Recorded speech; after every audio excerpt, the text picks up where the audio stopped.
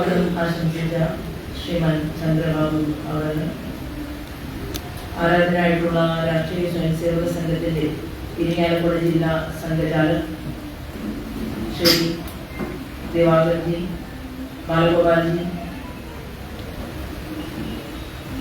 വേദിയിലുള്ള ശ്രീ മോഹൻദാസ് അവർ, ശ്രീ ദിവാകർജി, ശ്രീമാൻ ഉദയഘോഷ്, പ്രസ്ഥാനത്തിന്റെ സംസ്ഥാന general secretary ഉൾപ്പെടെ വേദിയിലും സദസ്സിലുമുള്ള സ്നേഹനിധികളായിട്ടുള്ള സഹോദരി സഹോദരന്മാർ, മാധ്യമ സുഹൃത്തുക്കൾ, ഏവർക്കും ഹൃദയപൂർവ്വം നമസ്കാരം. വളരെ എനിക്ക് പരിചിതരായിട്ടുള്ള ഇന്ദിരയും അതുപോലെ ശ്രീമതി പ്രമേയൊക്കെ ചേച്ചിയൊക്കെ ഉണ്ട്. ഇത് മത്സ്യപ്രവർത്തക സംഘത്തെ സംബന്ധിച്ച് രാഷ്ട്രീയ സ്വയംസേവക സംഘം ഓരോ മേഖലകളിലും കടന്നു ചെല്ലുകയും ആ മേഖലകളിൽ കരുത്തരായിട്ടുള്ള കാര്യകർത്താക്കന്മാരെ സംഘടനാ പ്രവർത്തനത്തിന് വേണ്ടിയിട്ട് പതിറ്റാണ്ടുകൾക്ക് മുൻപ് നിയോഗിക്കുകയും ആ പ്രസ്ഥാനങ്ങളെല്ലാം തന്നെ കേരളത്തിൽ വളരെ യശസ്സോടുകൂടി നിൽക്കുന്ന ഒരു കാലാവസ്ഥയിലാണ് ഇരിങ്ങാലക്കുട സംഘ ജില്ലയിൽ നിന്നുള്ള രാഷ്ട്രീയ സ്വയംസേവക സംഘത്തിന്റെ സംഘചാലകർ ഉൾപ്പെടെയുള്ള ആളുകൾ ഒരുമിച്ച് ചേർന്നുകൊണ്ട് ഈ മത്സ്യപ്രവർത്തക സംഘത്തിന്റെ ഒരു പ്രതിനിധി സമ്മേളനം ഇവിടെ ഒരുമിച്ച് വിളിച്ചു ചേർത്തിരുന്നു. ആ സമയത്ത് ഭാഗ്യവശാൽ നമുക്ക് കാണാൻ സാധിക്കുന്നത് പഴയ കാലഘട്ടത്തിൽ നിന്ന് വ്യത്യസ്തമായിക്കൊണ്ട് ഇന്ന് രാജ്യത്തിന്റെ ഭരണകൂടത്തിന് നേതൃത്വം നൽകുന്ന ആരാധനായിട്ടുള്ള പ്രധാനമന്ത്രിയുടെ കൂടെ കേരളത്തിൽ നിന്നുള്ള ഒരു ഫിഷറീസ് വകുപ്പ് മന്ത്രി നമുക്ക് സ്നേഹത്തോടുകൂടി മോദിജി നൽകിയിട്ടുണ്ട് എന്നുള്ളത് വളരെ സന്തോഷത്തോടു കൂടി നോക്കിക്കാണേണ്ട ഒരു വസ്തുതയാണ്. ശ്രീമാൻ ജോർജ് കുര്യന് വേറെയും വകുപ്പുകൾ കൊടുത്തിട്ടുണ്ടെങ്കിലും ഇന്നത്തെ ഈ പ്രതിനിധി സമ്മേളനം ചർച്ച ചെയ്യുന്ന വിഷയങ്ങൾക്കടുത്ത് ഏതെല്ലാം രീതിയിൽ കേന്ദ്രവും കേരളവുമായിട്ടുള്ള മത്സ്യമേഖലയുടെ വിഷയങ്ങൾ അക്ഷരാർത്ഥത്തിൽ പരിശോധിക്കുകയും അത് പഠിക്കുകയും അത് നമ്മുടേതായുള്ള ആവശ്യങ്ങൾ വകുപ്പ് മന്ത്രിയുമായിട്ട് സംസാരിക്കാൻ പ്രതിനിധി സമ്മേളനത്തിന്റെ ഒരു കരട് രൂപരേഖ ഉണ്ടാകും എന്നാണ് ഞാൻ കരുതുന്നത്.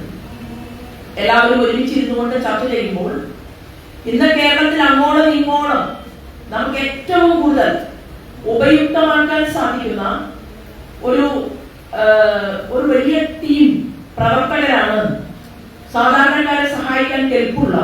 ഇവിടെ തന്നെ പ്രാർത്ഥനാ ഗീതത്തിൽ പറഞ്ഞു, അതായത് തുടക്കം മുതൽ അനാദിയായിട്ടുള്ള കാലഘട്ടം മുതൽ വേദകാലഘട്ടത്തിലും പിന്നീട് വന്ന 4 യുഗങ്ങളിലും അമ്മയായിട്ട്, അല്ലെ, ഭൂമിയെ അമ്മയായിട്ട് കാണുന്നു, കടലിനെ അമ്മയായിട്ട് കാണുന്നു.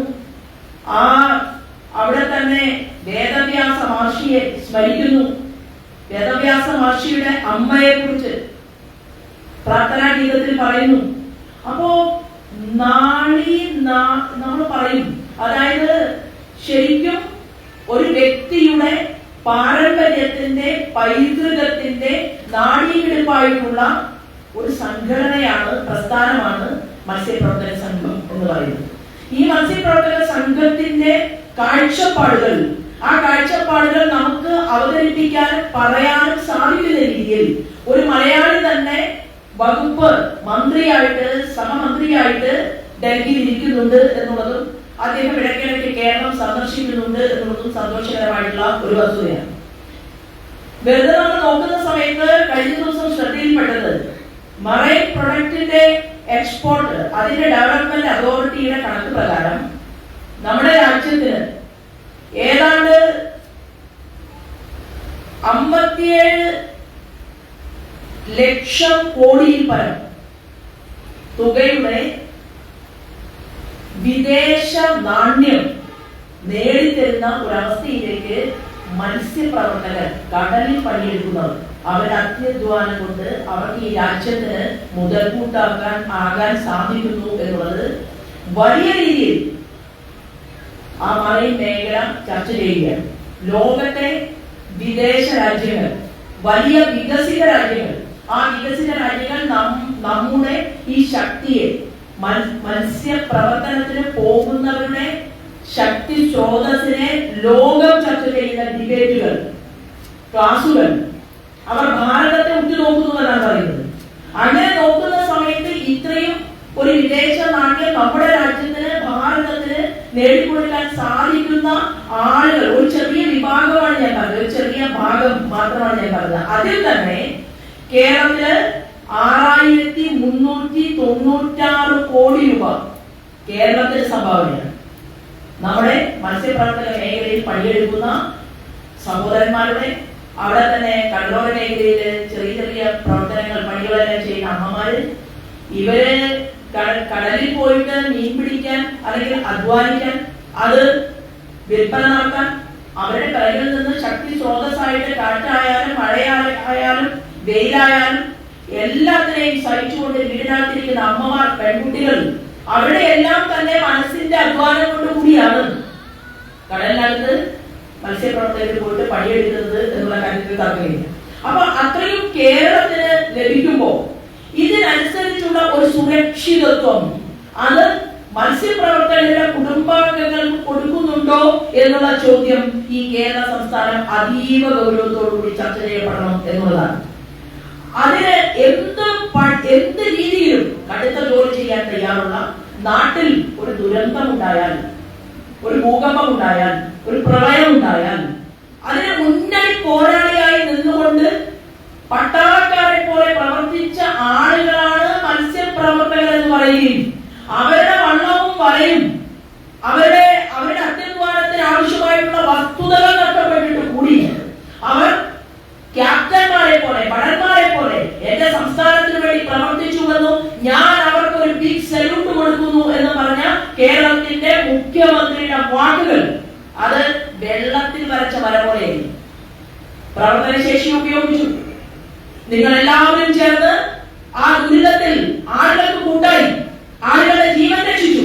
എന്നാൽ ഈ വിഭാഗത്തിൽപ്പെട്ട ആളുകൾക്ക് കൊടുക്കാമെന്ന് വാഗ്ദാനം നൽകിയത് കൊടുത്തില്ല എന്ന് മാത്രമല്ല, അപമാനിക്കുന്ന സാഹചര്യത്തിലൂടെ പലപ്പോഴും കേരള രാഷ്ട്രീയം മുന്നോട്ട് പോകുന്നു എന്നുള്ളതും തീർച്ചയായിട്ടും ഇവിടുത്തെ മനുഷ്യരുടെ മുന്നിൽ ചോദ്യചിഹ്നമായിട്ട് നിലകൊള്ളുകയാണ്.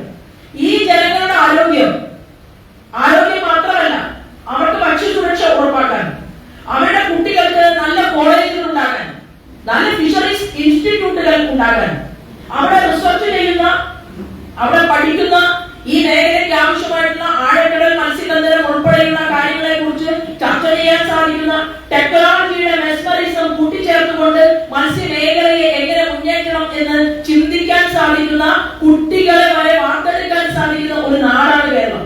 എന്നാൽ കേരളത്തിൽ അതിനൊന്നും സൗകര്യമില്ല. ഏറ്റവും കൂടുതൽ കപ്പലുകൾ, അതായത് ഇന്ത്യയുടെ പ്രധാനമന്ത്രി പറഞ്ഞു, നിങ്ങൾ എന്താകണം, നിങ്ങൾ സ്റ്റാർട്ടപ്പിന്റെയും സ്റ്റാൻഡപ്പിന്റെയും മേക്ക് ഇൻ ഇന്ത്യയുടെയും ഭാഗമാകണം.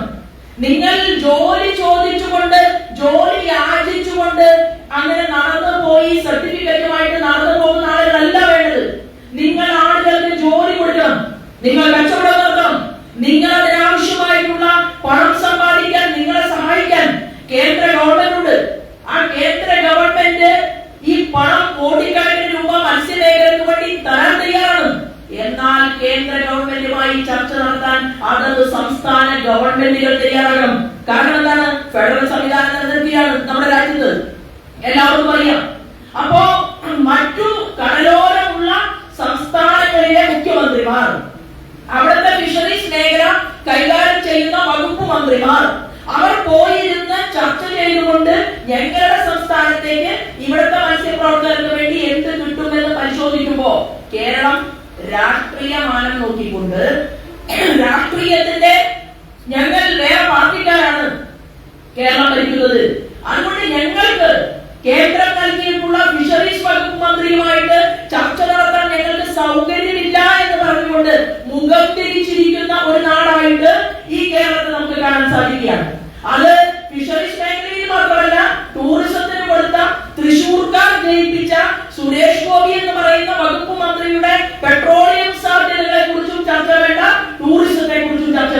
10 തൊഴിൽ ജനങ്ങൾക്ക് എത്തിച്ചു കൊടുക്കാൻ ഞങ്ങൾ തയ്യാറല്ല എന്ന് തീരുമാനമെടുത്തുകൊണ്ടിരിക്കുന്ന മന്ത്രിമാർക്കിടയിൽ, അങ്ങനെയുള്ള ജനപ്രതിനിധികൾക്കിടയിലാണ് നിങ്ങൾ ഈ സമൂഹത്തിന് വേണ്ടി പ്രവർത്തിക്കുന്നത്. നിങ്ങൾ ഭടന്മാരായി മാറിയത് നിങ്ങൾ നിങ്ങളുടെ കുടുംബത്തെ ഓർക്കാതെ, അല്ലെങ്കിൽ കുടുംബത്തെക്കാൾ കൂടുതൽ അവരുടെ സുഖത്തിന് വേണ്ടി ആഗ്രഹിച്ചുകൊണ്ട് നിങ്ങൾ ഓരോരുത്തരും രംഗപ്രവേശം ചെയ്തുകൊണ്ട് കേരളത്തെ ദുരന്ത മുഖത്തു നിന്ന് രക്ഷിച്ചപ്പോ അന്ന് ബിഗ് സല്യൂട്ട് നൽകിയിട്ടുള്ള ഗവൺമെന്റ് നിങ്ങൾ മറന്നുപോയി എന്നുള്ളതാണ്. മത്സ്യമേഖലയെ കുറിച്ച് മറന്നുപോയി. ആ അധ്വാനത്തിന്റെ, വിഭവശേഷിയുടെ, കരുതലിന്റെ, കാരുണ്യത്തിന്റെ എല്ലാ നല്ല ഗുണങ്ങളും സ്വാംശീകരിച്ചെടുത്ത് അവർ ഉപയുക്തമാക്കിയിട്ട് മുന്നോട്ട് പോകുന്നു എന്നത് ഒഴിച്ചാൽ പാവപ്പെട്ടവരുടെ കുടിലിന്റെ അവസ്ഥ, പാവപ്പെട്ടവരുടെ മക്കൾക്ക് പഠിക്കാനുള്ള സ്കൂളുകളുടെ അവസ്ഥ, കോളേജുകളുടെ അവസ്ഥ, അവർക്ക് നല്ല രീതിയിലുള്ള സ്കിൽ ഡെവലപ്മെന്റ് സെന്ററുകൾ ഉണ്ടാക്കേണ്ട വസ്തുത എല്ലാം ഇന്ന് ചോദ്യചിഹ്നമായിട്ട് കേരളത്തിന്റെ മണ്ണിൽ നിലനിൽക്കുകയാണ്.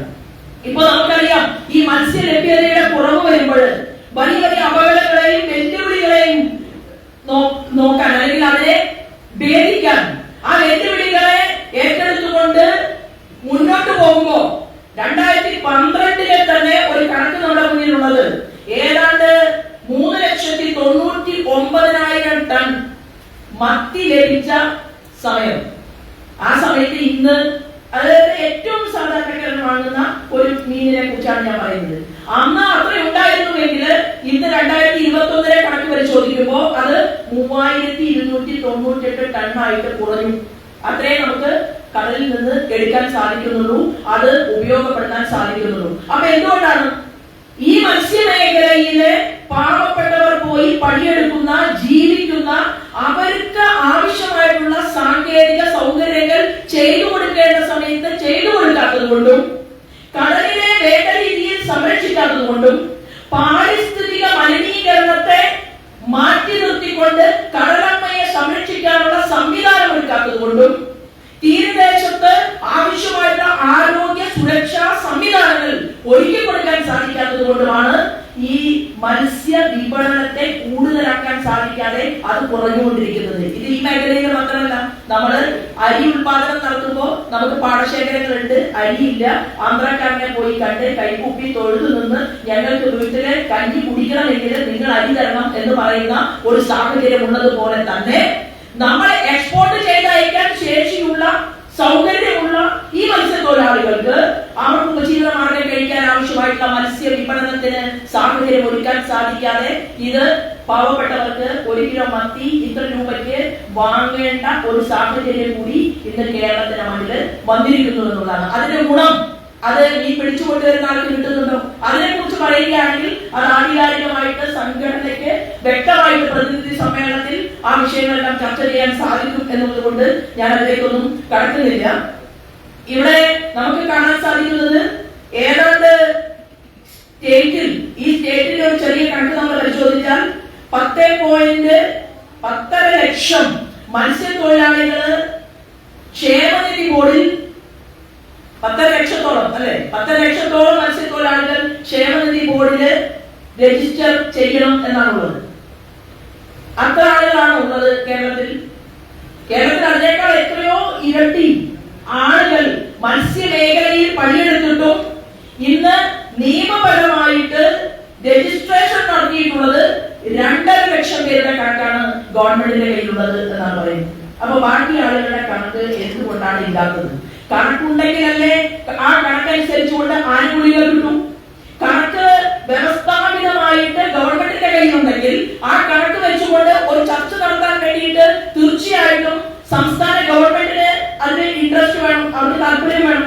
ആ താല്പര്യത്തിനനുസൃതമായിക്കൊണ്ട് കേന്ദ്രവുമായിട്ട് ചർച്ചകൾ നടത്തണം. ഇതെല്ലാം ചെയ്യേണ്ടതിന് പകരം കേന്ദ്രത്തിന്റെ, ഞാനിവിടെ ഒരു രേഖ, അതായത് കഴിഞ്ഞ ഒരു 10 വർഷത്തോളമായിട്ട് കേന്ദ്ര ഗവൺമെന്റ് കേരളത്തിലെ മത്സ്യമേഖലയ്ക്ക് വേണ്ടിയിട്ടും രാജ്യത്തിന്റെ മത്സ്യമേഖലയ്ക്ക് വേണ്ടിയിട്ടും ചെയ്തിട്ടുള്ള വസ്തുതകളുടെ ഒരു, ഞാൻ സമയം അതിക്രമിക്കാതിരിക്കാൻ വേണ്ടി ഞാൻ അതിപ്പോ സംസാരിക്കുന്നില്ല, ഒരു രേഖ ഞാൻ സംഘടനാ പ്രവർത്തകർക്ക് മിനിസ്ട്രിയിൽ നിന്ന് തന്നെ സംഘടിപ്പിച്ചിട്ടുള്ള ഒരു രേഖ ഞാൻ കൈമാറുന്നുണ്ട്.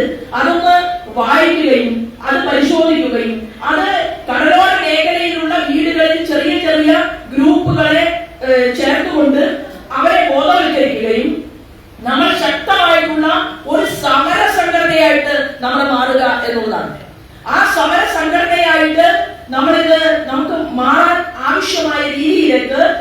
ഓരോരുത്തരും മുന്നോട്ട് പോകണം എന്നുള്ളതാണ്. ഇപ്പോ നമുക്ക് അറിയാം, ഇന്ന് കേരളത്തെ കുറിച്ച് കേരളത്തിൽ ഇരുന്നു കൊണ്ട് ഈ ഒരു മത്സ്യ പ്രവർത്തക സംഘത്തെ കുറിച്ച് നമ്മൾ ചർച്ച ചെയ്യുമ്പോൾ നമ്മൾ കേവലം ഒരു ജോലി എന്നുള്ള രീതിയിലല്ല ഈ കടലിൽ പോകുന്നതും നമ്മൾ പൈസ സമ്പാദിക്കണം എന്ന് ആഗ്രഹിക്കുന്നു. നമ്മൾ ഒരു ഭാഗത്ത് പൈതൃകത്തെ നിലനിർത്താൻ ആഗ്രഹിക്കുന്നവരാണ്. നമ്മൾ ആ പൈതൃകത്തിന് അനുസരിച്ചുകൊണ്ട് തന്നെ ജീവിത നിലവാരത്തെ ക്രമപ്പെടുത്തുന്ന ആളുകളാണ്. നമ്മുടെ വീടിനടുത്തുള്ള കുട്ടികൾക്ക് പ്രാർത്ഥന ചൊല്ലാനും അറിയാം, അവർക്ക് പ്രാർത്ഥന കൊച്ചുകുട്ടികളെ പഠിപ്പിക്കാനും അറിയാം, അവർക്ക് എങ്ങനെയാണ് ഈ സമൂഹം കേരളത്തിൽ കഴിഞ്ഞ കാലങ്ങളിൽ മുന്നോട്ട് വന്നിട്ടുള്ളത് എന്നതിന്റെ ആദർശശുദ്ധിയെ കുറിച്ച് മറ്റുള്ളവർക്ക് ബോധ്യപ്പെടുത്താൻ അറിയാം എന്നുള്ളതാണ്.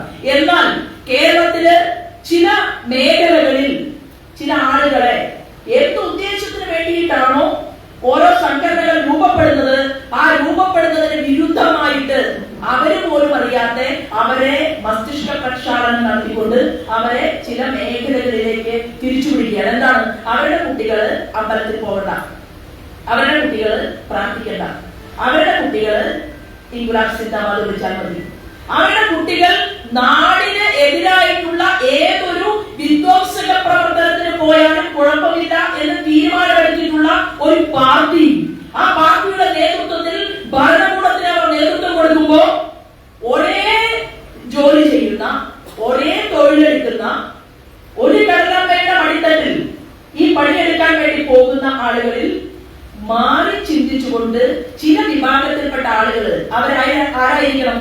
അവർ പൊടി പിടിക്കാനുള്ള അവരുടെ ആരോഗ്യവും അവരുടെ യൗവനവും അവരുടെ വാർദ്ധക്യവും ഒക്കെ ഞങ്ങളുടെ പാർട്ടിയെ വളർത്താനുള്ള ശേഷിയാക്കി മാറ്റണം എന്ന് ആഗ്രഹിച്ചുകൊണ്ട് അവരുടെ കുട്ടികൾ ഏത് മയക്കുമരുന്ന് കച്ചവടത്തിന് പോയാലും കുഴപ്പമില്ല, അവരുടെ കുട്ടികൾ സർക്കാർ സ്കൂളിന്റെ മുന്നിലെ ലഹരി വിറ്റാലും കുഴപ്പമില്ല, അവരുടെ കുട്ടികളെ ഒരു വലിയ തണലിൽ എത്തിച്ചിരിക്കുന്നു. ഏതാ തണല്? ആ തണൽ എന്ന് പറയുന്നത് അന്യായത്തിന്റെ, അരാജകത്വത്തിന്റെ, അക്രമത്തിന്റെ, ഭീകരതയുടെ ഒരു തണലാണ് ഇവിടെ സൃഷ്ടിക്കപ്പെട്ടിട്ടുള്ളത്.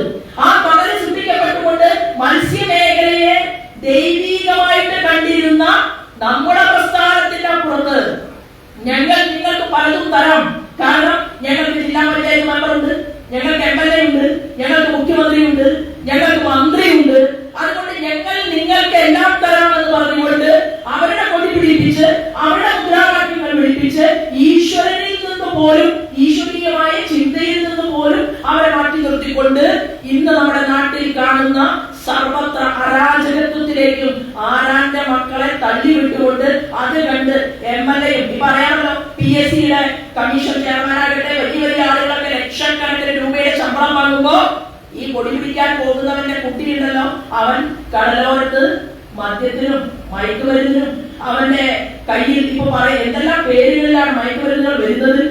ഈ മയക്കുമരുന്നുകളെല്ലാം നമ്മുടെ നാട്ടിൽ സുലഭമാകുമ്പോ അത് വിൽപ്പന നടത്തുന്ന ആളുകളെ പിടിക്കാൻ സാധിക്കാതെ അവർക്ക് തണലൊരുക്കുന്ന മാർക്സിസ്റ്റ് പാർട്ടിയുടെ താവളങ്ങൾ അത് കേരളത്തിൽ വർദ്ധിക്കുകയാണ്. അതെങ്ങനെ സംഭവിക്കുന്നു? MLA-യുടെ മകൻ നല്ല സ്കൂളിൽ പഠിക്കുകയാണ്, MLA-യുടെ മകള് നല്ല സ്കൂളിൽ പഠിക്കുകയാണ്, MLA ആരും അറിയാതെ ഗുരുവായൂരിലെ കൃഷ്ണനെ കാണാൻ പോവുകയാണ്. ദേവസ്വം ബോർഡ് മെമ്പറെ വിളിച്ച് പറയും ഞാൻ വരുന്നുണ്ട്, അല്ലെങ്കിൽ എന്റെ ഭാര്യ വരുന്നുണ്ട്, എല്ലാ ചടങ്ങുകളിലും അവർ പങ്കെടുക്കുന്നുണ്ട്. അവർക്ക് ഈശ്വരനാണ്, അവർക്ക് പ്രാർത്ഥിക്കണം, കാരണം അവർക്ക് ആ ചിന്തയുണ്ട്. എന്താണ്? ഞങ്ങള് ഈ ഗണപതിയെയും അതുപോലെ തന്നെ സരസ്വതി വന്ദനവും ഒക്കെ നടത്തിയാൽ നല്ലതാണ് എന്നുള്ള ബോധ്യമൊക്കെ അവർക്കുണ്ട്. അതുകൊണ്ടാണല്ലോ പിണറായി വിജയന്റെ ഭാര്യ കമല അമ്പലപ്പുഴയിലെ സ്ഥിരമായിട്ട് പാൽപ്പായസം വഴിപാടിന് ഒരാളെ അവിടെ ഒരുക്കിയെടുത്തിട്ടുള്ളത്. അത് ഗുരുവായൂർ ദേവസ്വം ബോർഡിലുണ്ട്, എല്ലാ സ്ഥലത്തുമുണ്ട്. ഞാൻ അതിലേക്കൊന്നും കടക്കുന്നില്ല. പക്ഷേ നേതാവ് തീരുമാനമെടുക്കണം.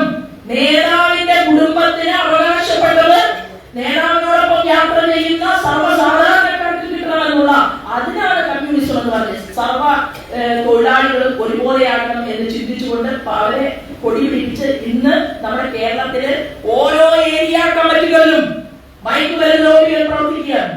എവിടെ മയക്കുമരുന്ന് ലോബിയുണ്ടോ, എവിടെ മയക്കുമരുന്ന് കച്ചവടം ചെയ്യുന്നുണ്ടോ, എവിടെ നമ്മുടെ യുവത നശിക്കുന്നുണ്ടോ, എവിടെ നമ്മുടെ കുട്ടികളുടെ സ്കൂളിന്റെ മുന്നില് 7 വയസ്സുള്ള കുട്ടി മയക്കുമരുന്ന് കരിയർ ആകുന്നുണ്ടോ, അതിനെല്ലാം സംരക്ഷണം കൊടുത്തുകൊണ്ട് എങ്ങനെയാണ് ഒരു പാർട്ടിയിൽ ഉത്തരവാദിത്തപ്പെട്ട ആളുകൾ അവരെല്ലാം തന്നെ ഈ തമിഴൊരുക്കിക്കൊണ്ട് അവർ മുന്നോട്ട് പോകുന്നത്? എങ്ങനെയാണ് ഈ നാട് മുന്നോട്ട് പോകുന്നത്? ഇതുകൂടി ഞാൻ ആഗ്രഹിക്കുന്നത് ചർച്ച നടത്തിക്കൊണ്ട് മത്സ്യപ്രവർത്തക സംഘം എന്ന് പറയുന്നത് കടലമ്മയെ സ്നേഹിക്കുന്ന മുഴുവൻ മനുഷ്യരെയും സ്വാംശീകരിക്കാൻ സാധിക്കുന്ന അവസ്ഥയിലേക്ക് ഈ സംഘടനയ്ക്ക് മുന്നോട്ട് പോകാൻ സാധിക്കും. അതിന് എനിക്കുള്ള ഒരു അഭ്യർത്ഥന എന്ന് പറയുന്നത് ഈ പേപ്പറുകളെല്ലാം തന്നെ നമുക്കൊന്ന് മലയാളത്തിലേക്ക് എടുത്ത് അതിനെ പരിശോധിക്കുകയും പഠിക്കുകയും ചെയ്തുകൊണ്ട് നമ്മുടെ ബൈഷന് ഏക ഒരു പ്രതിനിധിയാണ്, അല്ലെ, കടലോരത്തിന് വേണ്ടിയിട്ടുള്ള ഏക പ്രതിനിധിയാണ്. ഞാൻ സംസാരിക്കുമ്പോൾ ബൈഷന്റെ പേര് വിട്ടുപോയതാണ്. അപ്പൊ ബൈഷ് വളരെ ഊർജ്ജസ്വലനായിട്ടുള്ള ഒരു പ്രവർത്തകനാണ്. അപ്പോൾ ഇത് നമുക്ക് ഒന്ന് പരിശോധിച്ചിട്ട് ഒരുമിച്ച് ചർച്ച ചെയ്തതിന് ശേഷം കേന്ദ്രമന്ത്രിയുമായിട്ട് നമുക്ക് ആവശ്യമായിട്ടുള്ള ചില കാര്യങ്ങൾ അത് പ്രത്യേകം സ്ഥലങ്ങളെ കേന്ദ്രീകരിച്ചുകൊണ്ട് തയ്യാറാക്കി തരികയാണെങ്കിൽ അത് സംഘടനയോടൊപ്പം നിന്നുകൊണ്ട് ഈ സംഘടന നടത്തുന്ന പ്രവർത്തനത്തോടൊപ്പം ചില കാര്യങ്ങൾ ചെയ്യാൻ എനിക്കും സഹായിക്കാൻ സാധിക്കും എന്ന് കൂടി ഈ അവസരത്തിൽ സൂചിപ്പിക്കാനായിട്ട് ഞാൻ ആഗ്രഹിക്കുന്നു. അപ്പോ ദീർഘമായിട്ടുള്ള ഒരു പ്രസംഗം നടത്തണം എന്ന് ഞാൻ ആഗ്രഹിക്കുന്നില്ല. ഒരു ദീർഘമായിട്ടുള്ള പ്രസംഗം നടത്താനുള്ള സമയം ഉണ്ടായിരുന്നു. പക്ഷേ ചില പ്രത്യേക കാരണങ്ങളാൽ എനിക്ക് ഉടൻ തന്നെ തിരിച്ചു പോവുകയും അവിടെ ചില പണികൾ എടുക്കാനുമുണ്ട്. അപ്പോ അതുകൊണ്ടാണ് ഞാൻ കൂടുതൽ ഇതിന്റെ വിശദാംശങ്ങളിലേക്കൊന്നും കടക്കുന്നില്ല. എനിക്ക് ആകെ പറയാനുള്ളത്, ഇതേ സംഘടനയാണ് ഞങ്ങളെ പോലെയുള്ള ആളുകൾക്ക് ഹൃദയം തന്നത്. ഇതേ സംഘടനയിൽപ്പെട്ട ആളുകളാണ്. നമുക്കറിയാം, മാറാളൊന്നും ഒരിക്കലും നമുക്ക് മനസ്സിൽ നിന്ന് മാഞ്ഞു പോകില്ല. ഏതൊരു മേഖലയിലെ കടലോരവുമായി ബന്ധപ്പെട്ടുകൊണ്ടുള്ള സ്വയം സേവകരെ കുറിച്ച് നമ്മൾ പരിശോധിക്കുന്നുവോ അവിടെ നിന്ന് നല്ല മാനസികമായിട്ട് ഊർജമുള്ള, രാജ്യത്തോട് ഏറെ കൂറുള്ള, കമ്മിറ്റ്മെന്റുള്ള, സ്നേഹമുള്ള, ആദരവുള്ള എത്രയോ ആളുകൾ യഥാർത്ഥത്തിൽ ഒന്ന് വിസിലടിച്ചാൽ ഒരു സേനയുടെ രൂപത്തിൽ കാസർഗോഡ് മുതൽ തിരുവനന്തപുരം വരെ അണിനിരക്കാൻ സംഘടിത ശേഷിയുള്ള ഒരു മഹാശക്തിയുടെ മുന്നിലാണ് ഞാൻ നിൽക്കുന്നത് എന്നുള്ള ബോധ്യം എനിക്കുണ്ട്. ആ മഹാശക്തി നമ്മുടെ തന്നെ പ്രവർത്തനം കൊണ്ട്, നമ്മുടെ കുട്ടികളിലൂടെ എല്ലാവരും ഒരുമിച്ചിരുന്നുകൊണ്ട് ചർച്ച ചെയ്തുകൊണ്ട് ഈ മഹാശക്തിയുടെ ഒരു വിളംബരമായിട്ട് നമ്മുടെ ഭാവിയിൽ നടക്കാൻ പോകുന്ന സംസ്ഥാന തലത്തിലുള്ള ഒരു വലിയ സമ്മേളനം ഒരുപക്ഷെ രൂപീകരിച്ചെടുത്തുകൊണ്ട് നമ്മുടെ ആവശ്യങ്ങൾ, കാര്യങ്ങൾ ഇതെല്ലാം തന്നെ കേന്ദ്രവുമായിട്ട് സംസാരിക്കാനുള്ള ഒരു സാഹചര്യം നമുക്കുണ്ട്. ഞാൻ കഴിഞ്ഞ 1-2 തവണയായിട്ട് ശ്രീമാൻ ജോർജ് കുര്യനുമായിട്ട് മത്സ്യമേഖലയിലെ വിവിധങ്ങളായിട്ടുള്ള വിഷയങ്ങളെ കുറിച്ച് അദ്ദേഹത്തിന് സൂചന നൽകിയിട്ടുണ്ട്. ഞാൻ മത്സരിച്ചത് ആലപ്പുഴയിലായിരുന്നു. അപ്പൊ ആലപ്പുഴയിൽ മത്സരിച്ചു കഴിഞ്ഞ തവണ എന്നുള്ളത് കൊണ്ട് തന്നെ ആലപ്പുഴയിലെ ഒരുപാട് മത്സ്യത്തൊഴിലാളികളുമായിട്ട് എനിക്ക് നേരിട്ട് അവരുമായിട്ട് ഇടപെടാനും അവർ പറയുന്ന പല കാര്യങ്ങളും പരിശോധിക്കാനും പഠിക്കാനും ചില രേഖകളെല്ലാം തന്നെ അവർ തന്നത് അദ്ദേഹത്തിന് കൈമാറാനും ഒക്കെ സാധിച്ചിട്ടുണ്ട്. അപ്പൊ തീർച്ചയായിട്ടും ഏറ്റവും കൂടുതൽ പണിയെടുക്കുന്ന, എങ്ങനെയാണോ പാടശേഖരത്തിൽ കർഷകൻ അന്നം ഉൽപ്പാദിപ്പിക്കുന്നത് അതുപോലെ തന്നെ അല്ലെങ്കിൽ അതിനേക്കാൾ കൂടുതൽ കഷ്ടപ്പെടുന്ന ഈ മത്സ്യമേഖലയിൽ പണിയെടുക്കുന്നവരെ ഹൃദയത്തിൽ വെച്ചുകൊണ്ടല്ലാതെ ഒരു ഗവൺമെന്റിനും, സ്റ്റേറ്റ് ഗവൺമെന്റിനും കേന്ദ്ര ഗവൺമെന്റിനും മുന്നോട്ട് പോകാൻ സാധിക്കില്ല എന്നുള്ളതാണ്. 70 വയസ്സ് കഴിഞ്ഞവർക്ക് കേരളം ഓരോ സംസ്ഥാനത്തും പ്രഖ്യാപിച്ചിട്ടുള്ള 5 ലക്ഷം രൂപയുടെ ആയുഷ്മാൻ ഭാരത് പദ്ധതി ഉൾപ്പെടെ അത് മത്സ്യമേഖലയിലെ മുഴുവൻ ആളുകൾക്കും കിട്ടണം എന്നുള്ള തീരുമാനം എടുത്തുകൊണ്ട് ഇന്ന് നിലനിൽക്കുന്ന ചില അന്യായങ്ങളെ നിങ്ങൾക്ക് ഒരു പരാതിയുടെ രൂപത്തിൽ ക്രോഡീകരിച്ചുകൊണ്ട് നമുക്കത് കേന്ദ്രത്തിന് കൈമാറാനുള്ള ഒരു സാഹചര്യം ഉണ്ടാക്കണം. അങ്ങനെ കേന്ദ്രത്തിൽ നിന്ന് കിട്ടിയിട്ടുള്ള 300-ലധികം വരുന്ന പദ്ധതികളുണ്ട്. ആ പദ്ധതികളിൽ ഏതൊക്കെയാണ് നമ്മുടെ മത്സ്യമേഖലയ്ക്ക് ഉപയുക്തമാക്കാൻ സാധിക്കുക, അതിലേതൊക്കെയാണ് നമുക്ക് കിട്ടിയിട്ടുള്ളത്, ഏതൊക്കെയാണ് നമുക്ക് നേടിയെടുക്കാനുള്ളത് എന്നതിനെ കുറിച്ചുള്ള ഒരു ചർച്ചയും ചിന്തയും ഈ പ്രതിനിധി സമ്മേളനത്തിൽ ഉണ്ടാകും എന്ന് ഞാൻ വിശ്വസിക്കുന്നു.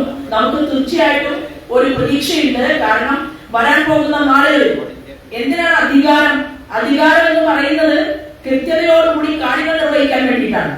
നമുക്ക് MLA-മാർ ഇല്ലാത്തത് കൊണ്ടാണ് കേരള നിയമസഭയ്ക്കകത്ത് എണീറ്റ് നിന്നുകൊണ്ട് ഇവിടത്തെ സമസ്ത മേഖലയിലും ദുരിതം അനുഭവിക്കുന്ന മനുഷ്യരുടെ വിഷയങ്ങൾ അത് നിയമസഭയ്ക്കകത്ത് എണീറ്റ് നിന്നുകൊണ്ട് പറയാൻ പ്രാപ്തിയുള്ള, അതിന് നല്ല തന്റേടമുള്ള 1.5 ഡസനിലധികം വരുന്ന ആളുകൾ, നിങ്ങളെ പോലെയുള്ള ആളുകൾ എല്ലാവരും തന്നെ ഒരുമിച്ച് ചേർന്നുകൊണ്ട് വോട്ട് കൊടുത്ത് 2ാം സ്ഥാനക്കാരാക്കിയിട്ടുണ്ട്. അതെങ്ങനെയായി? 1ാം സ്ഥാനത്ത് വരാതിരിക്കാൻ വേണ്ടി മറ്റു രാഷ്ട്രീയ പാർട്ടികൾ ഒരുമിച്ച് ചേർന്നുകൊണ്ട് അവരെ പരാജയപ്പെടുത്തി. ആ 1.5 വരുന്ന ആളുകൾ 5 വർഷം മുമ്പ് അവിടെ പോയിരുന്നുവെങ്കിൽ കേന്ദ്ര ഗവൺമെന്റുമായി ഒരു സുവർണ കോറിഡോർ, ഒരു ഇടനാഴി ഇപ്പോഴും വൈകിട്ടില്ല. ഭാരതീയ ജനതാ പാർട്ടിയുടെ പുതിയ സംസ്ഥാന അധ്യക്ഷൻ പറഞ്ഞിട്ടുള്ളത് എല്ലാ മേഖലകളിൽ നിന്നും കിട്ടുന്ന പരാതികൾ അത് ക്രോഡീകരിച്ചെടുക്കുക, അത് ആവശ്യമായിട്ടുള്ള സ്ഥലങ്ങളിൽ വകുപ്പ് മന്ത്രിമാരെ ഏൽപ്പിക്കാനും അവരുമായിട്ട് ചേർന്ന് നിന്നുകൊണ്ട് പ്രവർത്തിക്കാനും ഒക്കെയുള്ള സഹായ സഹകരണങ്ങൾ അദ്ദേഹത്തിന്റെ ഭാഗത്തു നിന്ന് ഉണ്ടാകും എന്നുകൂടി നമുക്ക് വാക്ക് നൽകിയിട്ടുണ്ട്. ഇവിടെ എല്ലാവരെയും കാണാൻ സാധിച്ചതിന് ഹൃദയപൂർവ്വം നന്ദി അറിയിച്ചുകൊണ്ട് മറ്റൊരവസരത്തിൽ വിശദമായിട്ട് ഒരു ചില കാര്യങ്ങൾ പറയാം എന്ന് വാക്ക് തന്നുകൊണ്ട് ഞാൻ ഇപ്പോൾ പെട്ടെന്ന് പോകേണ്ടതുള്ളത് കൊണ്ട്